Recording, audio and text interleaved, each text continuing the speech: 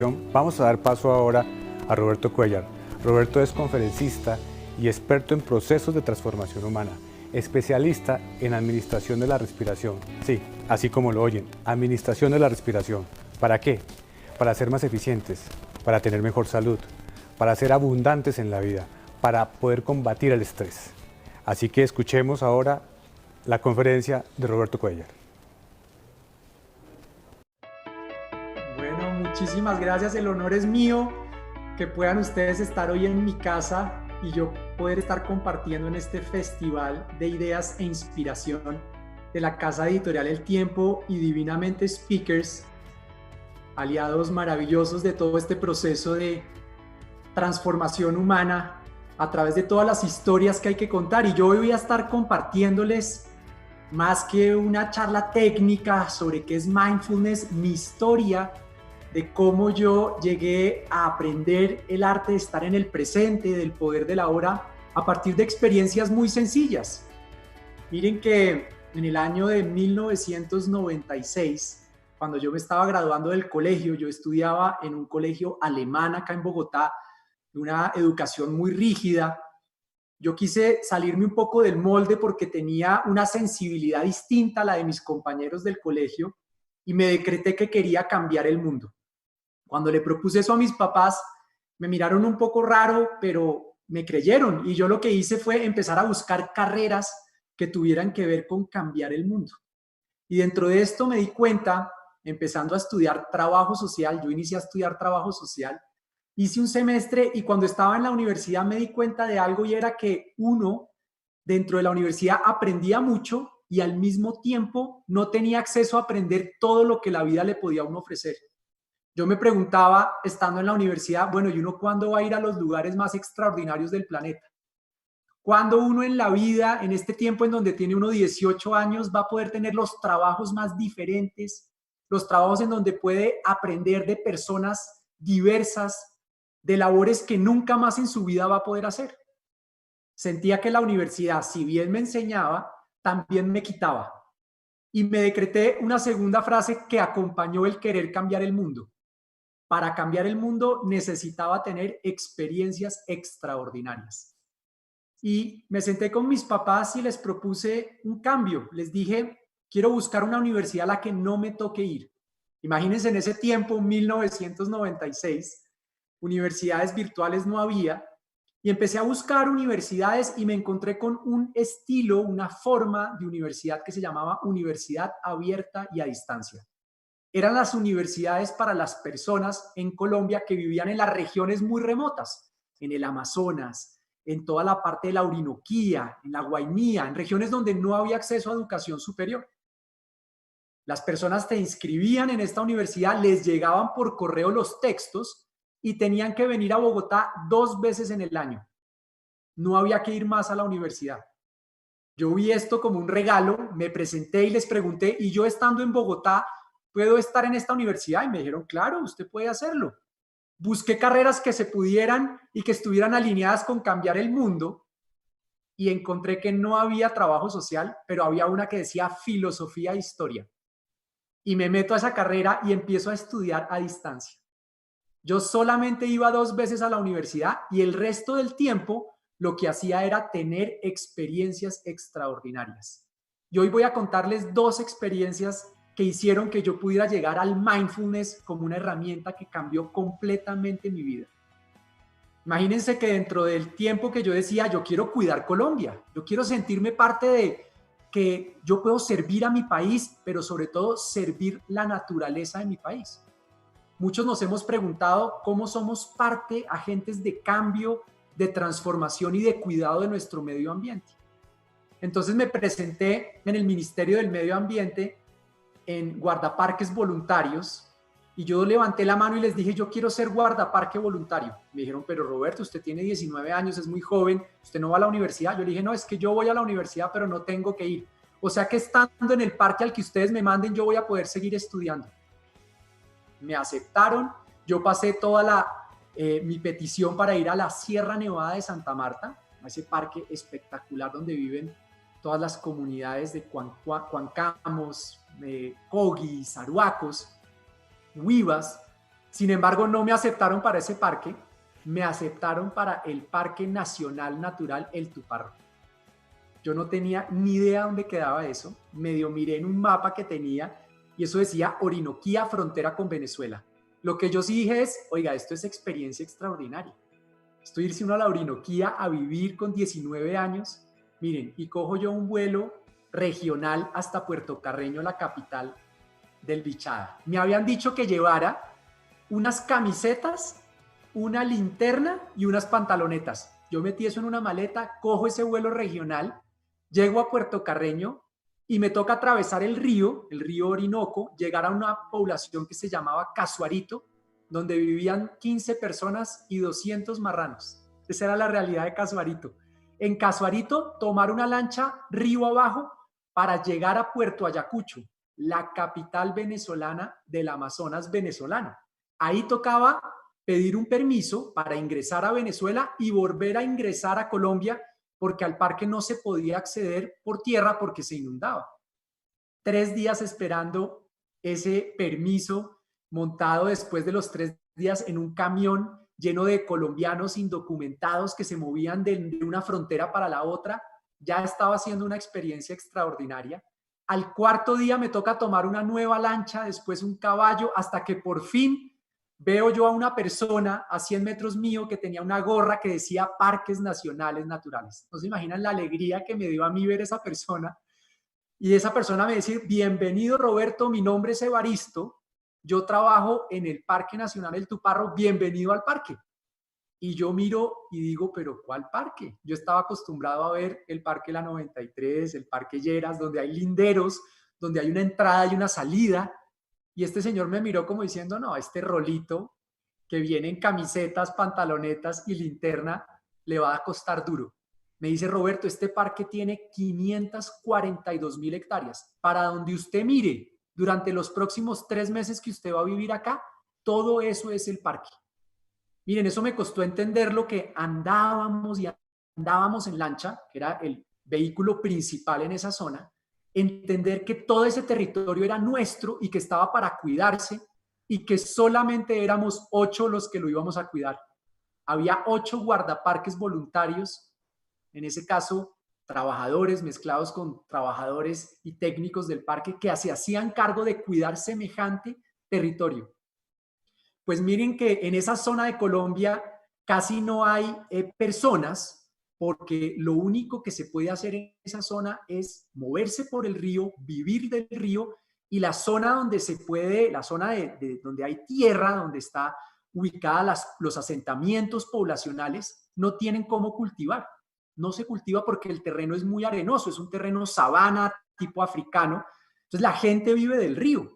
Y lo primero que hay que aprender cuando uno va a esa zona es a pescar. Mi primera lección en el Bichada, mi primera experiencia extraordinaria fue aprender a pescar. 5 de la mañana nos embarcamos con Evaristo en una lancha para retirarnos del sitio donde vivíamos y llegar a unas islas que se forman en los caños que llegan al río Bichada. Ustedes no se imaginan la belleza que hay en ese territorio, los sonidos de los pájaros, el silencio. Y estando en ese silencio, yo me fui con mis camisetas, con mi pantaloneta y mi linterna a pescar, no sé para qué lleve la linterna, y empieza Evaristo a decirme, mire, usted tiene que lanzar este nylon que tiene una fibra de vidrio en forma de pescado que le cuelgan unos anzuelos, usted lo lanza al río y lo jala. Y al jalarlo, los peces se confunden, creen que es un pescado, lo muerden y ahí usted tiene su primer pescado. Yo dije, fácil. Arranco a lanzar la rapala, como se llamaba este aparato, y miren, nada. Y empecé a hacer preguntas tontas como todos los que hacemos, preguntas cuando no sabemos la labor que estamos haciendo. ¿Qué? ¿Mucho pescado acá? Me empieza a decir como, sí, Roberto. ¿Y qué tipo de pescado? Hasta que me mira diciéndome, Roberto, se pesca en silencio. Usted ahuyenta los pescados cuando habla. Listo, me voy en silencio a mi esquinita y empiezo a lanzar la rapala, empiezo a lanzarla y miren, nada. Yo lo único que había recibido era que había sido pescado por todos los zancudos del planeta y no había pescado ni siquiera un pescado. Era la zona con más zancudos y a mí me habían dicho que llevara camisetas, pantalonetas y una linterna. 3 días, 4 días, 5 días sin pescar ningún pescado. Vivía de los pescados de Evaristo.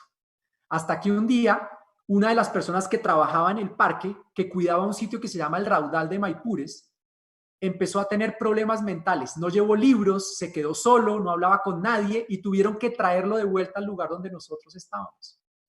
Miren que esa persona empezó a colapsar y ese sitio quedó vacante. Decidieron que yo era la persona que tenía que ir a ese lugar a reemplazarlo.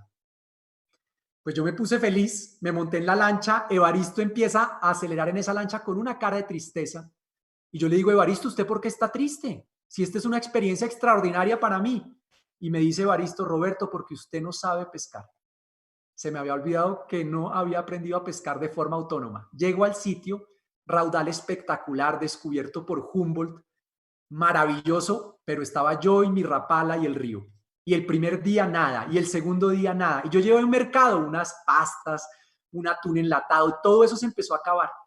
Hasta que un día, un miércoles o un domingo, allá no importa qué día es, le pedí permiso al río, como me había explicado Evaristo, le pedí permiso a los pescados y lancé mi rapala. Por primera vez algo tocó esa rapala. Era mi primer pescado. Yo empecé a jalar y el pescado jalaba, hasta que por fin lo tuve en mis manos, mi primer pescado. No se imaginan la alegría que yo tenía. Lo arreglé como me habían enseñado, lo dejé perfecto y me llegó una voz que venía de mi mente que me dijo, ¿te lo vas a comer todo? Y yo dije, pero pues por supuesto. Y después vino una segunda voz, acuérdate que no sabes pescar. Y después llegó una tercera voz de mi mente que me dijo, pártelo en 3 y te comes hoy un tercio y los otros 2 días, los otras 2 terceras partes. E hice caso a las 3 voces. Lo arreglé, me lo comí. Miren, esa noche me acosté feliz.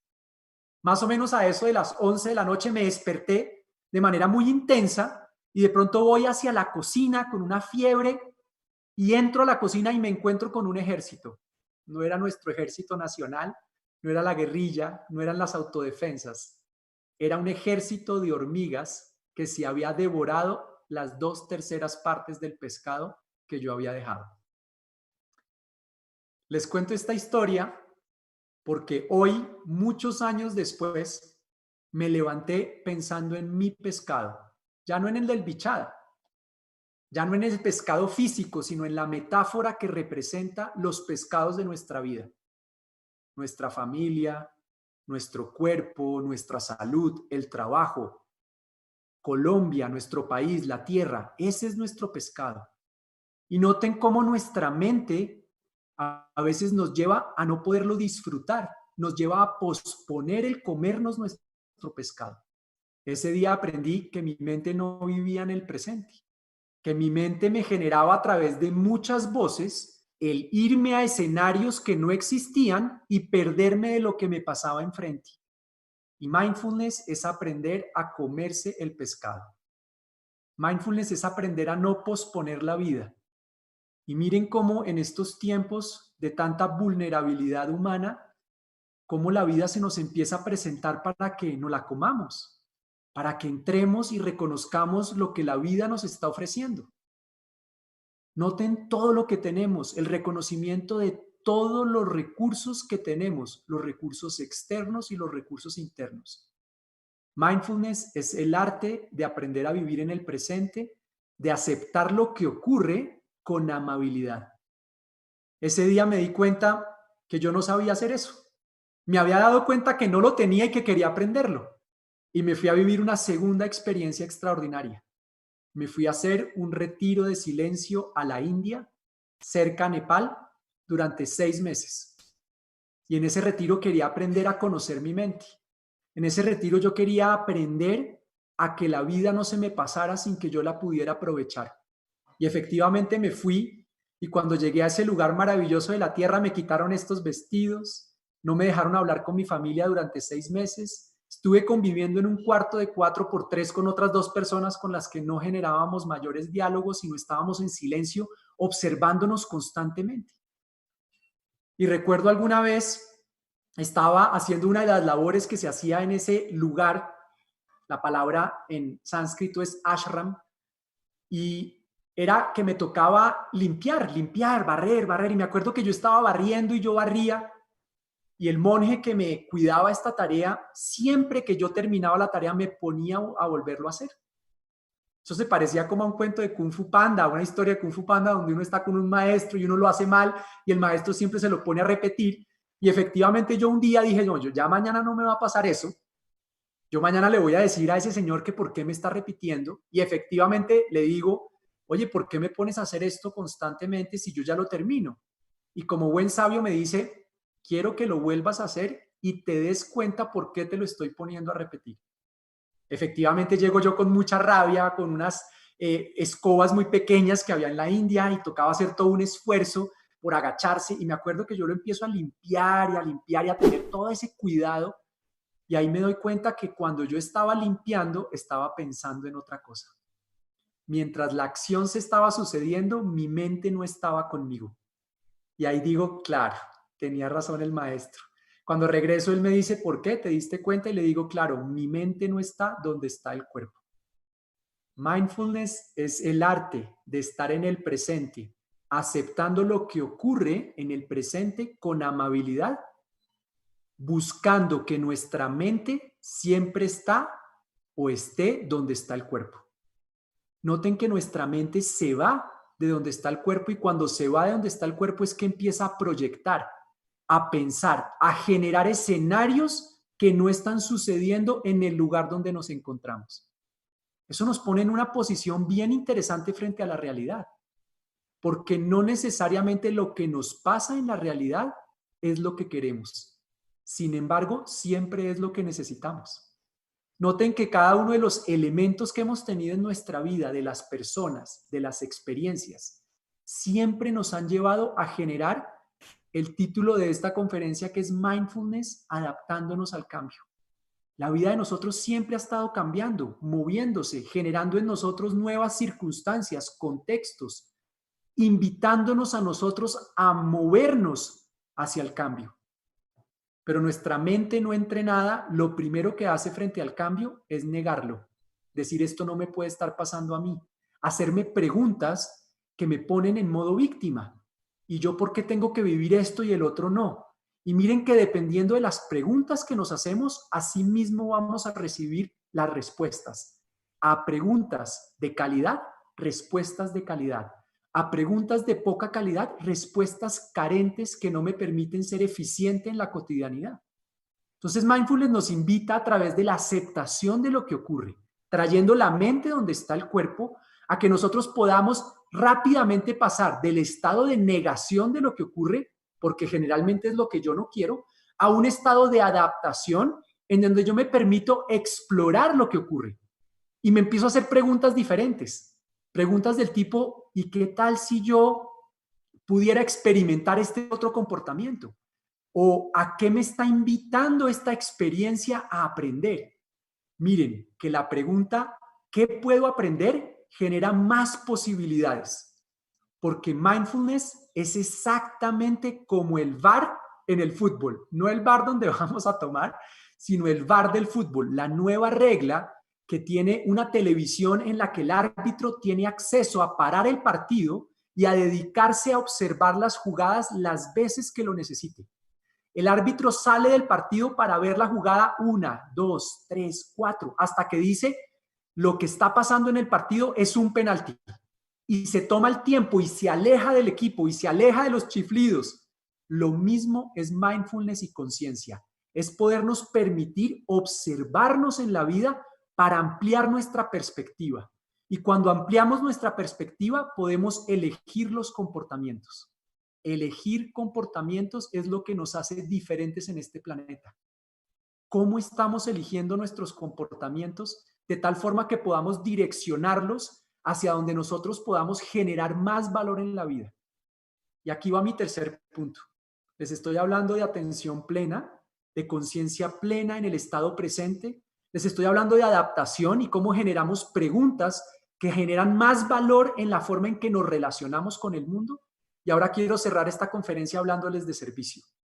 ¿Cómo poner en este instante de nuestra vida lo que somos, lo que sabemos, lo que está ocurriendo en este presente al servicio de nosotros y de las personas a las que nosotros impactamos?